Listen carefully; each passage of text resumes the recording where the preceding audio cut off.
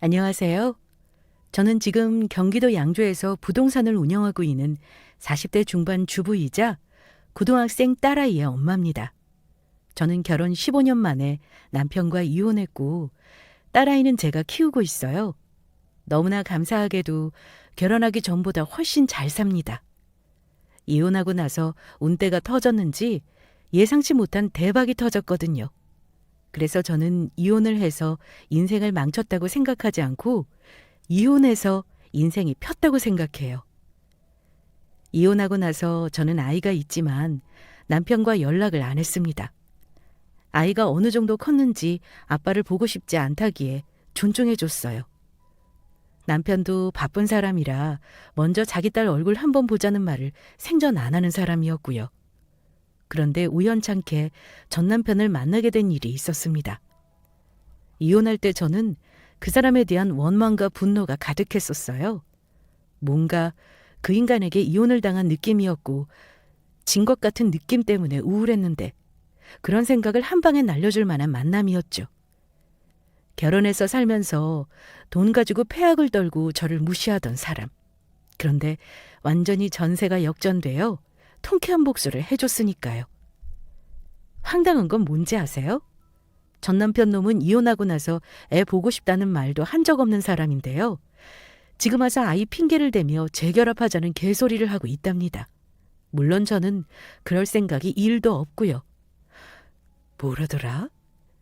마지막 연락 온 게 몇 달 전쯤이었나 봐요. 저한테 늘 큰 소리를 치고 무시를 일삼던 인간이 아쉬운 소리를 하며 쩔쩔매더라고요. 당신이랑 이혼하고 나도 나름 생각 많이 했어. 당신 잘 됐다고 이런 소리 하는 거 아니니까 잘 생각해봐. 우리 서연이를 생각해야지. 지금이야 서연이가 어려서 부모가 이혼한 거 와닿지 않겠지만 나중에 봐라. 분명 살면서 불이익 받는 일 생길걸? 당신은 우리 딸이 결혼과정에서 자란 결핍 있는 사람 취급받으면 좋겠어? 우리 좋자는 것보다는 서연이 위해서니까 우리 재결합 진지하게 고민해줘. 이혼하고 몇 년 동안 우리 서연이 먼저 보고 싶다는 소리 한 번도 안 한 사람이 갑자기? 당신이 그렇게 우리 딸을 생각하는 줄은 몰랐네. 이런 사람이 우리 딸 키울 때 기저귀랑 분유 사는 것도 왜 그리 아까워한 거야? 그때는 나도 상황이 힘드니까 모든 게 짜증이 났었어. 암튼 당신한테 이제 와서 이러는 거 나도 참 면목 없어. 그치만 우리 딸을 우선적으로 생각하자는 거야. 참. 나하고 살면서 그렇게 지독하게 굴고 이혼하고 나서는 다른 여자한테는 아주 돈을 펑펑 쓰더니만. 왜? 돈 다 털리고 월세 내면서 장사하려니까 이제 내가 아쉽냐? 개소리하지 말고 꺼져. 한 번만 더 그딴 소리하면 스토킹으로 신고해버릴 테니까 당신 딸 앞에서 개망신 당하고 싶지 않으면 조용히 살아라. 저리 말하는데 어찌나 속이 뻥 뚫리던지요. 전 남편 속내가 뻔히 들여다 보이는데 저한테는 고민거리도 아니었습니다. 당연히 제 대답은 노였고 한 번만 더 연락해 대면 스토킹으로 신고해버릴 테니 애 양육비나 잘 붙이라고 해줬네요. 남편에 대한 마지막 감정의 앙금이 싹 다 사라지는 기분이었습니다. 어찌 상황이 일이 됐느냐 하면요. 일단 제가 결혼 생활을 어찌 했는지부터 말씀드려야 할 것 같아요. 전 남편에게 저는 원래 아이 어릴 때는 전업주부로 있다가 초등학교 보내놓고 나서는 일을 쉬어본 적이 없어요. 뭔가 집에서 가만히 있으면 시간을 낭비하는 느낌이랄까요? 대단한 직업은 아니었지만 계약직으로 식품회사 격리도 해봤고 마트에서도 일해봤고 온갖 일로 잔뼈가 굵은 사람이에요. 살림하고 아이만 잘 키우고 살아도 힘든 게 주부의 삶인데 일을 끊임없이 하려니 삶이 그리 편치만은 않았습니다. 제가 줄곧 일을 한 건 집이 경제적으로 살기 어려워서 그런 건 아니에요. 남편은 자영업자였는데 꽤나 매출이 좋은 요식업에 종사했고 그만큼 사람이 부지런했습니다. 하지만 남편이 돈을 잘 버는 사람은 맞지만 잘 쓸 줄은 모르는 사람이었어요. 단돈 1,000원을 쓰고 이유와 목적이 분명해야 하고 그런 가치관은 저에게도 여지없이 적용되어 살림하면서 생활비를 쓸 때 늘 남편에게 타박을 들어야 하는 스트레스가 있었습니다. 남편에게는 집에서 살림만 하는 와이프는 돈을 쓸 자격이 없는 사람이었던 것 같아요. 심지어 생활비를 어떻게 쓰는지 알아야겠다면서 가계부 검사까지 하는 사람이었으니까요. 저랑은 나이 차이가 좀 있는 편이라 그때만 해도 남편 말을 순순히 따랐습니다. 그런데 아무리 본인이 돈을 잘 벌고 돈 관리를 하더라도 어느 정도껏이어야죠. 갈등은 결혼 초부터 있었어요. 남편과 신혼 때 한 번 대판했던 일이 기억납니다. 집에 귀가한 남편이 오자마자 대뜸 저에게 화를 내더라고요. 당신 이거 봤어? 대체 어찌 된 영문이야? 나랑 당신 둘만 사는 집에 관리비가 이게 뭐고 이번 달 카드값은 또 이게 뭐냐고? 누가 보면 4인 가족이 사는 집인 줄 알겠다. 전기세랑 급탕비가 유독 많던데 왜 아무 생각 없이 생활을 해서 돈이 줄줄 새게 하는 거야? 카드값은 저번 달에 당신 친구들 집들이를 했으니까 평소보다 많이 나왔을 거고 관리비는 어쩔 수 없는 거 아니야? 급탕비 많이 나온다고 온수를 안 쓸 수도 없잖아. 아유, 답답하. 누가 온수를 쓰지 말래? 쓰더라도 좀 똑똑하게 쓰란 말이야. 절수기를 달던지 물을 세게 안 틀던지 생각을 좀 하고 쓰라고. 암튼 다음 달에 지켜볼 거야. 평소에 이런 돈도 아껴야 돈이 모이는 거야. 그리고 당신 가계부 말이야. 내일부터 그날 내가 체크할 거야. 한 달에 한 번만 봤더니 아주 평소에 돈을 함부로 쓰더라. 당신이 지금 돈을 안 버니까 아까운 줄 모르는 것 같아서 내가 경제교육 좀 시켜야지 안 되겠다. 저는 그때 남편 말에 반발했습니다. 남편이 유독 작은 돈에 벌벌 떠는 사람이라는 건 알고 있었지만 제가 생활비 쓰는 것까지 감시한다는 게 너무 숨이 막혔어요. 뭐? 경제교육? 내가 쓸데없이 옷을 사기래, 사치를 하기래? 당신 진짜 너무한다. 내가 돈 개념이 없으면 이렇게 가계부 쓰고 아끼며 살겠니? 결혼 전에 나 이렇게 궁상맞게 살던 사람 아니야. 당신한테 맞추려고 노력하는 거 안 보여? 그깟 관리비랑 카드값 좀 많이 나왔다고 우리가 굶어 죽는 거 아니잖아. 굶어 죽지는 않겠지만 그렇다고 작은 돈 함부로 쓰면 부자가 되겠냐? 정 내 말대로 하기 싫으면 앞으로 당신 먹고 쓰는 건 앞으로 당신 돈으로 해. 그럴 거 아니면 내가 하라는 대로 아끼면서 살라고. 작은 돈 우습게 하는 사람 치고 부자 되는 사람 못 봤다. 그걸 누가 모르나요? 남편은 매사 신혼 때부터 유독 돈에 집착했고 제가 뭘 사는 걸 늘 태클을 걸던 사람입니다. 그러니 옷이며 화장품이며 눈치가 보여서 제대로 산 적이 없어요. 전 남편이 입에 달고 살았던 말이 있는데요. 제가 참 듣기 싫어하는 말이기도 합니다. 잘 살려면 아껴야 한다. 땅 파봐라 돈이 나오냐 라는 소리였죠. 결혼했을 때만 해도 둘 다 돈이 없었습니다. 양가 부모님도 고만고만 당신들 먹고 살기 바빴고 자식들에게 큰 도움 못 주시는 분들이었고 남편은 장남이라 그런지 본인이 집안을 일으켜야 한다는 의지가 아주 강한 사람이었습니다. 그래서 자신을 굉장히 다그치듯 살아온 듯 했어요. 정말 다행스럽게 결혼하고 제가 아이 가지기 전까지 남편 가게에서 일을 도와줬습니다. 인건비 아끼는 차원에서 주방일이랑 서빙을 같이 해줬어요. 그리고 인테리어나 메뉴 구성도 제가 이런저런 센스를 발휘해 수정했고요. 제 덕이라고 하기는 뭐하지만 장사가 무척 잘 됐습니다. 그래서 아이 낳고 5년 만에 대출 다 갚으며 집도 살 수 있었어요. 본인이 열심히 노력한 것도 맞지만 그 공을 저에게도 조금 돌려줬으면 참 좋았을 텐데. 남편은 우리가 살만해진 걸 모두 자기 덕으로 아는 사람이더라고요. 그나마 제가 아이 낳기 전 가게일 도울 때만큼은 남편이 구두쇠 같은 잔소리가 좀 덜했네요. 저 첫 아이 임신했을 때요? 말할 뭐 하겠습니까? 설마 아니 임신한 와이프 먹고 싶다는 거 안 사줬겠나 하시겠죠? 다행히 요식업을 해서 마누라 입으로 먹을 거 들어가는 건 안 아까워하더라고요. 만약 그것까지 서럽게 했다면 애가 뱃속에 있을 때 이혼했을 겁니다. 그런데 문제는 남편이 또 엉뚱한 곳에서 돈을 아끼려고 하다가 터졌습니다. 바로 저의 출산 비용이었어요. 제가 38주 차에 양수가 터져 병원에 급하게 갔는데 초산이다 보니 자궁문이 잘 안 열려서 유도분만을 했어요. 애 낳는 거 안 아픈 사람 없죠? 얼마나 아픈지 아실 겁니다. 그런데 꼬박 하루 반나절을 진통했는데 아이가 내려오지를 않는 거예요. 남편이 저 진통할 때 옆에 있어주긴 했어요. 그런데 저 배 아파서 죽을 지경인데 이런 말을 하더라고요. 당신 자연분만 해야 해. 무조건 자연분만. 알지? 자연분만 해야 애한테도 좋고 당신도 회복이 빠를 거야. 조금만 힘내봐. 나도 그러고 싶은데 진짜 너무 아프다, 여보. 먹은 게 없어서 힘도 못 주겠고 진통 올 때마다 죽을 것 같아. 남편이 꼭 자연분만을 해야 한다길래 저랑 아기 건강 생각해서 그런 줄만 알았는데요. 진통이 길어지고 자궁문이 안 열리자 의사가 수술을 권유하더라고요. 그런데 남편이 의사 앞에서 뭐라고 했는 줄 아세요? 일단 반나절 더 봐주시죠. 촉진제 좀 더 놔주시면 안 됩니까? 이제 와서 자연분만 안 하고 수술하기는 아까운데요. 수술하면 비용이 훨씬 많이 들지 않습니까? 병원 입장에서 돈 되는 게 수술이니까 권하시는 거죠? 저는 반나절만 더 와이프 놔두고 싶은데요. 환자 상태 고려하는 게 우선이지 돈 때문에 수술하는 의사로 보입니까? 지금 환자분이 너무 지치셨어요. 저러다 아이도 힘들어서 안 됩니다. 심장박동도 느려지고 아기한테 문제 생길 수 있어요.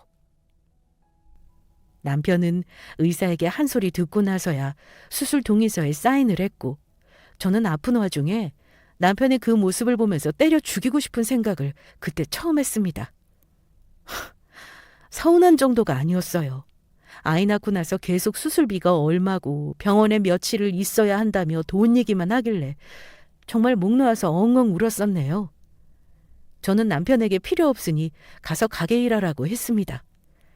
남편은 제가 우는 이유도 모르고 제가 가라고 하니까 진짜 가버리더라고요. 남편이 저런 놈이라는 걸 알고 왜 결혼해서 아이까지 낳았을까 하는 후회. 그날 얼마나 했는지 모릅니다. 그때부터 은연중에 언젠가는 이 사람과 같이 못 살 순간이 올 수도 있겠다 하고 저 나름대로 준비를 했던 것 같아요. 남편은 제가 아이 낳고 기르면서 가게 일을 도와주지 못하게 되니 남편의 그 구두쇠 기질이 서서히 고개를 들면서 저와 갈등이 생겼습니다. 남편은 아이가 먹고 쓰고 입는 것에도 돈 아깝다고 폐악질을 했습니다. 심지어 일회용 기저귀 쓰는 것까지 아깝다고 할 때는 저도 폭발했어요. 가뜩이나 산후조리비 아깝다고 난리를 쳐서 친정엄마가 한 달 동안 오셔서 애쓰셨는데 아무래도 집에 있다 보니까 제가 자꾸 몸을 쓰게 되더라고요. 그래서 산후풍 때문에 고생을 좀 했습니다. 그때도 서러웠지만 기저귀 빨아 쓰라니까 애 낳고 나서 가뜩이나 힘들고 우울한데 남편 때문에 정신병 걸릴 지경이었습니다. 대체 기저귀는 왜 일회용을 쓰는 건데? 당신이 일하는 사람도 아니고 아끼려는 마음만 있으면 청기저귀 얼마든지 쓸 수 있는 거 아니야? 여보, 기저귀를 빨라니. 우리 서연이 하루에 기저귀가 몇 개나 나오는지 알고나 말해? 나 아직 몸 회복도 되지 않았구만 기저귀 빨다 손목 나가라고? 손목 나가기는 대충 묻은 것만 털어내고 헹궈서 세탁기 돌리면 되는데 손목 나갈 일이 뭐 있냐? 왜? 아예 기저귀 빠는 물도 아까우니 말려서 쓰라고 하지? 정 일회용 기저귀 쓰는 걸 보기 싫으면 당신이 빨아. 난 돈 아끼자고 그 짓은 못하겠다. 뭐? 못해? 좋아. 그럼 내가 해볼 테니까 당신 내일부터 일회용 기저귀 사지 마. 그래, 당신이 한번 해봐. 하루에 기저귀 몇 개 필요한지는 알지? 일단 내일 쓸 거 미리 오늘 20개는 빨아놔라. 예전 같으면 적당히 맞춰줬을 겁니다. 하지만 애 낳고 나니까 저도 강단이 생기고 남편이 저리 쫌스럽게 구는 거에 반발을 하기 시작했어요. 결국 본인이 뱉은 말이 있으니 첫날부터 열심히 기저귀를 빨긴 하더라고요. 저는 남편 말대로 착실하게 천 기저귀를 쓰면서 남편이 들어오는 시간이 되면 똥 묻은 기저귀를 잔뜩 쌓아놨습니다. 세탁기가 해주니까 할 게 뭐 있냐는 사람이 쌓아놓은 기저귀 보더니 한숨을 쉬대요. 며칠 동안 군말 없이 빤다 싶었는데 결국 포기하더라고요. 내가 하기 싫어서 관두는 게 아니라 나도 이제 저녁 영업이 좀 길어질 것 같아서 그래. 내가 늦게 오면 다음날 기저귀가 없으니까 어쩔 수 없지. 일단 기저귀는 당신 말대로 일회용 쓰도록 해. 똥인지 된장인지 찍어 먹어봐야 알아? 내가 보통 일 아니라고 했지? 나한테는 아무 일도 아니라더니 한 달도 안 하고 그만두니? 참나. 처음부터 말을 꺼내지 말 것이지. 해보니까 힘들 거 알았나 보네? 제가 뭐라 타박하니 남편이 그때는 할 말이 없었는지 아무 말 안 하더라고요. 늘 이런 식이었습니다. 전기, 무료지, 악기라는 잔소리는 그냥 기본 옵션이라고 생각하시면 됩니다. 아마 저같이 남편이 돈 가지고 꼬장 부려서 결혼 생활 힘들거나 이혼하신 분 꽤나 많으실 겁니다. 하지만 남편이 구두쇠라고 꼭 이혼까지 할 만한 사유인가 싶으실 텐데요.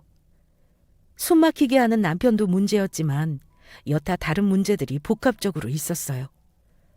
미리 말씀드리면 이혼을 먼저 요구한 건 어처구니 없어도 제가 아닙니다. 이혼 사연은 그 인간에게 차고 넘쳤음에도 아이가 있으니 참고 산 세월이 15년입니다. 참, 제 삶이 이렇게 되려고 그랬는지 이혼한 지 몇 년 전부터 저는 늘 언젠가는 자립해서 살 수도 있겠다는 생각을 했던 것 같아요. 얼마나 열심히 살았냐면요. 결혼 생활하면서 틈틈이 아이까지 키우면서도 컴퓨터 관련 자격증 3개, 사회복지사 2급 자격증, 심리상담사, 부동산 중개사 자격증까지 두루두루 섭렵했답니다. 아이가 초등학교 입학하고 나서 저는 같이 부동산 공부를 하며 알게 된 지인의 부동산에서 파트타임으로 일을 시작하게 되었습니다. 그전까지는 오래 일하지는 못하는 곳에서 했다면 이제는 어엿하게 공인중개사 자격증을 가지고 부동산에서 안정적으로 일을 할 수 있게 된 거죠. 그렇게 일하며 경험을 쌓다 보면 언젠가는 제가 부동산을 차릴 날도 오지 않겠나 하는 막연한 희망을 가지고 살았습니다. 그때는 아이도 어느 정도 크고 남편 가게도 자리 잡히고 살만해진 시기였어요. 저도 일을 계속하고 있었고요. 원래 남편은 제가 일을 한다고 했을 때 무시했었습니다. 그거 얼마나 번다고 일을 한다는 거야. 그럴 시간에 차라리 내 가게에 와서 카운터나 봐. 나도 인건비 좀 아끼게. 푼돈 벌어서 뭐 우리 살림에 큰 보탬이나 되냐? 나 당신 가게에서 일할 일은 없을 거야. 당신이 월급이나 줬어? 나도 당신 가게에 엄연히 노동을 제공하는 건데 아낀다는 말이나 하고 공짜로 사람을 부릴 생각을 해? 됐으니까 당신은 사람 돈 주고 써. 내가 당신 생활비 주잖아. 그 돈 주는데 남편 가게 와서 일도 못 거둔다는 거야? 남들이 들으면 나한테 몇백만 원 주는 줄 알겠다. 관리비고 뭐고 다 알아서 하라면서 꼴랑 200만 원 주는 게 다잖아. 그 돈으로 뭐 애 학원이나 제대로 보낼 수 있을 것 같아? 나도 당신한테 아쉬운 소리 하기 싫고 돈 어디다 썼냐는 소리 듣기 싫어서 일하는 거니까 생활비 1,000만 원씩 줄 생각 아니면 그딴 소리 하지 마. 저는 처음에 결혼했을 때 남편에게 약점 잡힌 것도 없는데 남편 말을 다 존중해주고 따르려고 했던 사람입니다. 하지만 그런 말이 있죠. 세월이 사람을 변하게 한다고요. 남편과 10여 년을 살면서 그 성질머리를 맞출 때도 있었지만 대들 때도 있었죠. 그러다 보니 저도 우악스럽게 변하게 되더라고요. 그렇게 된 건 남편이 저에게 경제적으로 투명하지 않았던 이유도 있었습니다. 저는 남편 가게 매출이 얼마가 나오는지 저는 결혼해서 10년이 넘도록 정확히 알지 못했습니다. 다만 큰 돈을 써야 할 때는 남편이 쓰긴 했어요. 집을 산다거나 차를 산다거나 할 때요. 물론 대출도 자기 이름으로 냈고요. 남편은 자기 정도 벌면 이 정도 차는 타야 한다면서 외제차를 타고 다니고 골프도 치고 다니고 자기 옷이랑 메모는 엄청 챙기곤 했는데요. 저한테 쓰는 돈은 매사 모든 게 아까웠나 봅니다. 백화점에서 그 흔한 옷 한 벌 얻어 입어본 기억이 없어요. 저도 일하는 사람이다 보니 외모가 깔끔해야 하는데 비싼 옷은 사 입어본 적이 없습니다. 전부 인터넷에서 적당한 가격 주고 산 옷이었고 그런 옷마저도 저는 늘 손을 벌벌 떨면서 사 입곤 했습니다. 물론 남편이 알면 잔소리는 늘 덤으로 따라왔었고요. 그래도 남편과 제가 늘 아끼며 살아서 집도 사고 차도 사고 이만큼 사는 거라 늘 감사한 마음을 가지려 했고 이만큼 살만해진 건 남편 공이 제일 크다고 생각했던 저였기에 엄마로서, 아내로서, 며느리로서 기본 도리는 늘 하려고 노력했습니다. 참 희한한군요. 남편이 저를 무시하고 하대하는 만큼 시가 식구들, 특히 시어머니는 저를 똑같이 하대하더라고요. 저는 그나마 시댁이 지방이라 시댁에 자주 가지는 않았지만 시어머니와 그리 사이도 좋지는 않았습니다. 남편은 제가 자기 엄마에게 싹싹하지 않고 무뚝뚝하다며 늘 못마땅해 했죠. 그런데 가는 게 있어야 오는 것도 있는 법. 시어머니도 저에게 말 한 번 곱게 건넨 적 없는 분이십니다. 제가 경상도 사람을 싸잡아 욕하는 건 아니지만요. 유독 시댁은 가부장적인 가풍이었습니다. 시어머니는 늘 본인 스스로 존중받지 못하는 존재라고 생각하신 분이었고 그 집 종을 자처하며 평생을 사셨더라고요. 그런 모습은 전부 자식들이 보고 자라니 어찌 되겠습니까? 딱 남자는 하늘, 여자는 땅이라는 사고방식을 가진 어른으로 자란 거죠. 어머니는 늘 저를 돈 잘 버는 남편 덕에 팔자 좋게 사는 여자라면서 남의 속도 모르는 말을 하셨습니다. 내 주위에 아무리 둘러봐도 너같이 팔자 좋은 여자는 없더라. 그러니까 항시 남편한테 고마워하고 내조를 잘해야 하는 거야. 여자가 나대면 안 된다 그 말이야. 어머니, 모르는 말씀 마세요. 팔자 좋은 여자면 맨날 돈 없어서 동동거리고 밖에서 힘들게 일하겠어요? 어머니 아들, 저 그렇게 위해주는 사람 아니에요. 어머니한테 돈을 얼마 갖다 드리는지는 모르겠지만 제가 일 안 하면 생활이 안 될 만큼 쥐꼬리만하게 돈 주는 사람이거든요. 저 서연 아빠가 생활비 주는 것보다 돈 더 버는 사람이니까 애 앞에서 여자가 나대지 말라는 둥, 내줘하라는 둥 그런 말 하지 말아주세요. 딸 키우는 입장에서 듣기 거북하네요. 신혼 같았으면 어머니 말에 대꾸도 안 했겠지만 어린 딸이 어른들 하는 말 다 듣고 있는데 시어머니의 그런 사고방식을 심어주고 싶지 않았습니다. 어머니는 제가 예전처럼 고분고분하지 않고 어머니 하는 말마다 말대꾸를 해대니까 분해서 어쩔 줄을 모르셨습니다. 남편은 그런 제 태도가 싫었나 봐요. 명절 지내고 친정에 올라오는 차 안에서 아주 대판 싸웠던 기억이 나네요. 결국 우리 딸이 그만 싸우라고 엉엉 울음을 터뜨리고 나서야 싸움을 멈췄어요. 아이 앞에서 싸우지 말아야 하는 건데 늘 부모가 사이가 좋지 않아서 아이에게 그 점은 늘 미안한 마음을 갖고 있습니다. 어쨌든 세월 가면 부부가 서로 이해하고 포기하는 것도 생기며 서로를 좀 측은하게 보게 된다는데 우리 부부는 아이가 커가면서 어찌 점점 더 유대감이 없어졌고 심지어 각방 쓰는 건 당연한 일이 되어버리더군요. 아마 아이가 중학교 입학할 때까지는 그냥저냥 살았던 것 같아요. 남편과 사이가 좋지는 않았지만 아이 키우며 생활하는데 뭐 딱히 헤어질 만한 이유도 없었어요. 그쯤이었을 겁니다. 남편 놈이 저에게 이혼을 요구한 것이요. 비록 남편과 사이가 좋다고 할 수는 없지만 저는 아이 육아와 살림 그리고 가정생활에 최선을 다했다고 감히 자부합니다. 그런데 남편이 하는 말이 뭔 줄 아세요? 저랑 사는 게 재미가 없답니다. 우리 이혼하자. 나 당신이랑 사는 게 의미가 없다. 이렇게 사는 게 무슨 부부고 결혼 생활이야. 이런 허울만 있는 부부 생활 집어치우고 당신은 당신 갈 길 가. 나는 내 갈 길 갈 테니. 저는 난데없는 남편의 이혼 요구에 당황할 수밖에 없었는데요. 아무리 생각해도 남자가 아무 이유 없이 무미건조한 결혼 생활 때문에 이혼을 요구한다는 게 이해가 가지 않았습니다. 당신 지금 뭐라고 했어? 이혼? 사는 게 재미없어서 이혼하자니? 지금 나랑 장난하니? 대체 이유가 뭐야? 다른 데로 말해. 당신 혹시 나 말고 다른 여자 있니? 그래서 그래? 참나. 모는 앤 뭐만 보인다더니 내가 그럴 인간으로 보이냐? 당신도 나랑 살기 싫은 건 매한가지 아니야. 부부 사이 파격 나는 거 어느 한쪽 잘못일 수도 있지만 우리는 그게 아닌 것 같다. 너랑 나 둘 다 이 결혼 망친 데 똑같이 지분 있어. 남자를 밖으로 돌게 만든 거 당신이라고.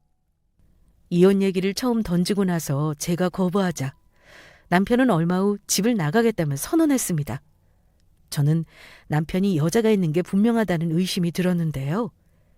제가 이런 의심을 하자 아예 핸드폰을 뒤져보라며 던져주더라고요.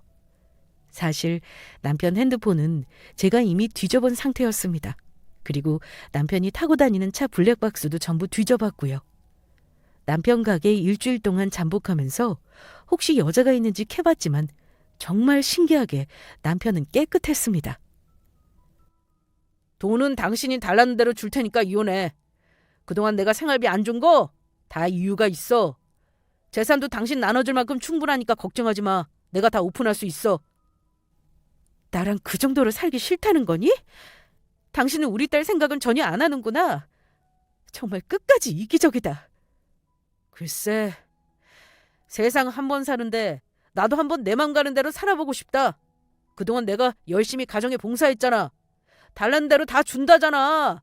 우리 쉽게 쉽게 가자. 남편은 그 정도로 저와의 이혼에 진심이었습니다. 저도 나중에는 힘이 빠지더군요.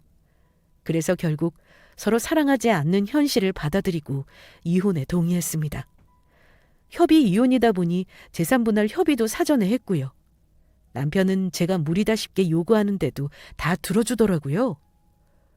먼저 이혼 요구한 사람이니 집도 달라고 했습니다. 그래서 집과 양육비, 위자료까지 다 챙기고 그 인간과 부부예언을 끝냈어요. 여기서 끝냈다면 참 담백했을 텐데요. 저는 이혼하고 나서야 남편 놈의 연기에 완전히 속았다는 걸 알았습니다. 전 남편은 저랑 이혼하고 서류를 정리하자마자 바로 여자를 만나더라고요. 그 사실을 전 남편 가게 주변 지인에게 전해 듣고 얼마나 황당하던지요. 이혼 얘기를 할 때부터 그 여자와 썸을 타는 중이었거나 이미 깊은 관계였는지는 모르겠습니다. 하지만 본인이 유책 배우자가 되면 상황이 복잡해지리라는 걸 미리 알고 아주 철저하게 이혼을 준비했다는 건 확실했습니다. 저는 남편 놈의 주도 면밀함에 다시 한번 배신감을 느껴야만 했습니다. 그 인간 카톡 프로필 사진이 수시로 바뀌는데 참 가관이더군요. 저에게는 그렇게 돈을 아끼던 인간이 그 여자에게는 백화점에도 데려가고 여행도 가고, 그 인간 프로필 염탐하길 몇 달째 저는 이를 악물고 결심했습니다. 내가 당한 이 수모는 나중에 반드시 갚아주겠다고요. 그 인간이 그렇게 좋아하고 집착했던 돈으로 확실히 눌러버리겠다고 말입니다. 저는 그 후 무조건 돈을 불리는 일에 집중했습니다. 남편이 부르는 대로 주겠다던 위자료와 제가 그동안 모은 돈으로 마침 살던 집 바로 인접 시군에 땅을 좀 사두었습니다. 다행히 아이와 지낼 집은 남편과 살던 집을 처분해 친정에 사는 30분 거리 옆 동네로 이사 갔는데 친정아빠가 땅 얘기를 하시더라고요. 암암리의 그 지역에 개발 계획 얘기가 오래전부터 있었는데 요즘 심상치가 않다고요. 부동산에 땅 보러 오는 사람들이 그렇게나 많다고 하는 겁니다. 그런데 저도 부동산에서 일을 하니 딱 보면 눈치가 있잖아요. 어쨌든 지금은 공시지가가 인접시군에 비해 3분의 1 수준이지만 묻어두면 분명 오를 것 같더라고요. 호재가 있으면 땅값이 오르는 게 당연한 이치이니까요. 그렇게 땅을 사두고 저는 없는 셈 치고 살았던 것 같아요. 신경 쓸 겨를도 없던 것이 이혼하고 나서 아이와 어떻게든 살아야 하니 일을 하느라 너무 바빴습니다. 남편이 주는 120만 원 남짓의 아이 양육비는 아이 학원비로 택도 없더라고요. 그렇게 어찌어찌 3년을 살아내니까 저는 참 많이 단단한 사람이 되어 있었습니다.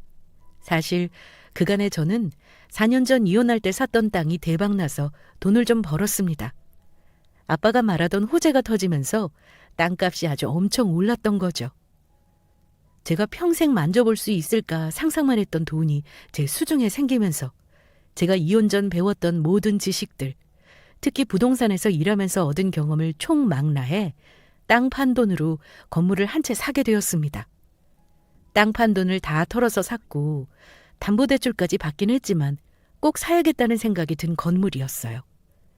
제가 그 건물을 살 때 공실이 많기도 했고 주변 상가 인프라가 잘 갖춰지지 않은 상태였어요. 하지만 역세권 호재가 있는 곳이라 나중에 대박 날 거라는 게 눈에 들어오더라고요. 그야말로 이혼하고 나서야 저에게 전성기가 온 듯 했습니다. 솔직히 그 건물에서 나오는 월세만 받아도 대출 내고도 생활비 쓰고 남았죠. 하지만 집에서 일하는 게 몸에 밴 저는 꼭 돈을 벌기 위해서라기보다는 자아 실현을 위해 일을 하고 싶었습니다. 그래서 제가 매입한 상가 1층에 그동안 수건 사업이었던 제가 운영하는 부동산을 차렸어요. 저 부동산 오픈하고 나서 친정 부모님이 제 건물 구경하고 눈물을 찍어내시는 거 보고 얼마나 뿌듯했는지 모릅니다. 제가 이렇게 승승장구하는 동안 아이 아빠는 어땠냐면요. 그동안 아이 아빠인 전 남편 소식을 듣자니 새장가 갈 것처럼 저에게 이혼 요구하던 인간이 식당을 망해먹고 어쩔 수 없이 부산 시댁에 내려갔다고 하더라고요. 망해먹고 나서 돈이 없었나 봅니다. 그나마 꼬박꼬박 보내던 양육비를 안 보내길래 어쩔 수 없이 연락했더니 저런 소리를 하더군요. 속으로 고소하다 싶었습니다. 사람이 이런 맘 먹으면 안 되는 거라지만 솔직히 저도 인간인지라 어쩔 수 없었어요. 나랑 헤어지고 나서 더 잘 살았다면 정말 제 자신이 비참했을 것 같은데 사는 게 힘들었다고 하니까 뭔가 통쾌했습니다. 직접 물어보지는 않았지만 저랑 이혼하고 나서 바로 결혼할 것처럼 연애 티를 내고 다닌 그 여자랑은 잘 안 된 것 같더군요. 그것 또한 얼마나 고소했는지 모릅니다. 그 당시 남편 외도에 대한 심증만 있고 물증이 없어 찝찝하게 이혼했는데 이혼하고 나서 서연 아빠가 바로 여자 끼고 다니는 소문 듣고 비참했었거든요. 어쨌든 이제는 남남이니 저는 우리 서연이한테 기본적인 아빠 노릇만 한다면 아무 상관이 없었습니다. 설사 아빠 노릇 못한다고 해도 제가 아빠 몫까지 다 해줄 능력이 있으니 뭐가 문제겠어요? 아이도 아빠에게 크게 정이 없어서 보고 싶다는 말 한 번도 들은 적이 없었고요. 물론 이혼 전에 제가 남편에게 당하고 산 것만 생각하면 이혼한 지 한참 지났음에도 우라통이 치밀어 오르고 가슴을 치긴 했지만요. 친정엄마는 이런 제 마음을 잘 아시는지 잘 사는 게 복수다 이 말을 해주셨습니다만 아마도 무의식적으로 저는 그 인간에게 내가 당하고 산 걸 갚아주지 못했다는 억울함이 있었던 것 같습니다. 그런데 이 내면의 억울함을 한 방에 없애주는 사건이 그해 봄에 일어났습니다.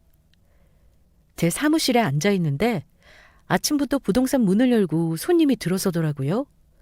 무의식적으로 어서 오세요 하고 인사를 하며 손님을 보는데 순간 저와 가게로 들어선 손님 둘 다 멈칫하고 말았습니다. 몇 년간 얼굴을 못 봤지만 제가 15년 같이 산 사람 얼굴을 어찌 잊겠습니까? 바로 서연이 아빠, 전 남편이었어요. 얼마 전 양육비 때문에 통화를 해서 힘든 상황이라고 들었는데 부동산에는 웬일인가 싶었죠. 막상 그 인간을 마주하니 생각보다 담담하게 말이 나오더라고요. 남편도 이 부동산에 설마 이혼한 전처가 일하고 있는지 모르고 온 눈치였습니다. 당신이 여긴 웬일이야? 가게 정리하고 부산 본가에 내려갔다더니 올라왔나 보네? 내가 부동산에 왜 왔겠어? 가게 다시 해보려고 자리 좀 알아보러 왔어. 우리 부모님이 돈 좀 보태주신다길래. 당신이야말로 아직도 부동산 일하는 거야? 여기서 일하는 줄은 몰랐네. 그래? 잘 되는 식당 다 말아먹더니만 그래도 남은 힘이 있는가 봐. 근데 부모님이 돈 보태주신다고. 그럼 돈이 아예 없는 것도 아니면서 우리 딸 양육비는 왜 밀리니? 그러자 남편이 피식하고 기분 나쁜 웃음을 웃더니만 당신은 아직도 이 일하면서 힘들게 사냐? 너 설마 우리 딸한테 주는 양육비 아니면 생활이 힘들 정도인 거야? 이혼하고 내가 준 돈은 전부 어쨌길래 양육비 내놓으라고 사람을 닥달하냐? 내가 가게 재오픈하면 그때부터 줄 테니까 사람 재촉하지 마. 어쨌든 너야말로 나랑 이혼하고 고생이 많다. 여전히 구질하게 사는 것 같아서 마음이 안 좋다. 안 좋아. 남편이 저리 말하는데 한 대 때리고 싶은 걸 간신히 참고 물었습니다. 그래, 나 아직도 이 일하면서 산다. 당신은 그래서 여기 온 이유가 뭐야? 내가 중개하는 거 불편하면 다른 부동산으로 가지 그래? 나도 그러고 싶은데 하필 내가 받은 가게 자리가 이 건물 2층이라서 말이야. 어쩔 수 없지. 나 이 건물 2층에 프랜차이즈 파스타집 차릴 거야. 2층 코너 공실 맞지? 거기 좀 보여달라고 건물 주인한테 좀 말 좀 해줘. 기왕이면 온 김에 봤으면 좋겠는데 말이야. 속으로 저는 쾌재를 불렀어요. 남편은 건물주를 만나고 싶어 했는데 건물주가 누구겠어요? 바로 저였습니다. 그래? 건물주한테 연락해보라는 거지? 마침 상가 주인이 당신이 아는 사람인데 어쩔까? 당신 오늘 꼭 보고 싶어? 무슨 엉뚱한 소리야. 상가 주인이 내가 아는 사람이라니. 내 지인 중에 이런 건물 가지고 있는 사람은 없다. 전 남편이 그러길래 저는 남편이 아까 저를 보고 피식 웃었던 것과 똑같이 웃어줬습니다. 글쎄, 당신이 아는 사람이라니까? 2층 보고 싶다고? 보여줄 테니 올라가자. 여기 당신 눈앞에 내가 바로 이 건물 주인이거든.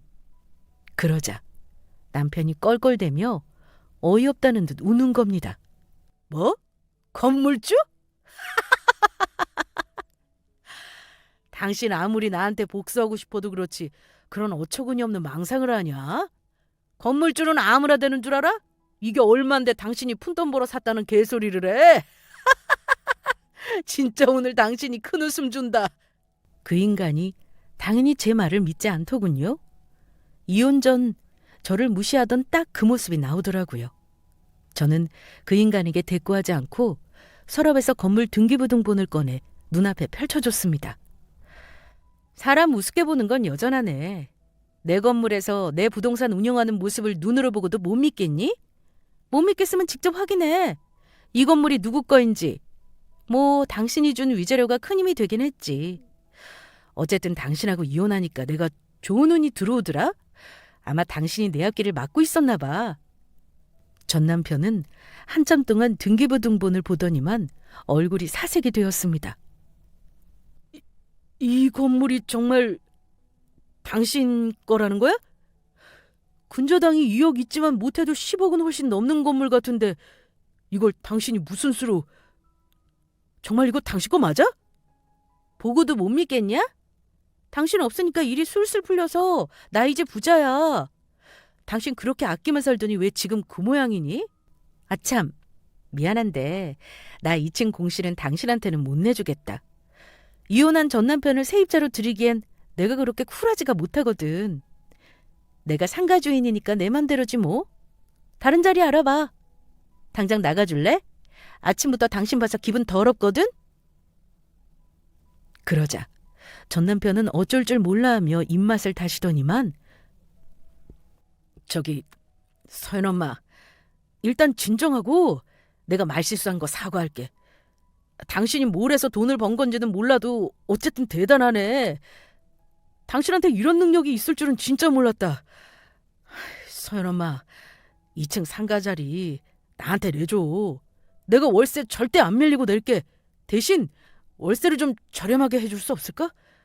당신이 불편할 거 하나 없어. 일하면서 당신하고 마주칠 일 없을 거야. 조금 전까지 저를 비웃던 인간이 저 건물주라는 걸 확인시켜주자마자 아주 비굴한 태도를 보이더라고요. 저래서 사업을 하는구나 싶을 정도로 전 남편은 비굴하고 찌질했습니다. 마주칠 일 없어도 내가 싫어. 그리고 내가 왜 당신한테 월세를 싸게 놔? 내가 당신한테 무슨 은혜를 입은 게 있다고? 나 이혼하고 이 악물고 살아서 지금처럼 부자 된 거거든? 절대 쉽게 얻은 거 아니니까 내 덕볼 생각하지 말고 당장 나가줘. 당신한테 죽었다 깨어나도 저 자리 월세 안 내줘. 그러자 전 남편은 몇 번 저에게 더 사정을 했습니다. 하지만 건물주가 싫다는데 별 수 있나요?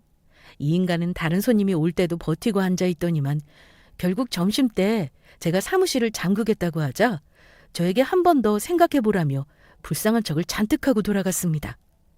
그 인간이 저에게 머리를 조아리면서 부탁을 하는 모습을 보는데 너무 통쾌하더라고요. 물론 전 남편 부탁대로 가게 자리를 세줄 생각은 전혀 없었습니다.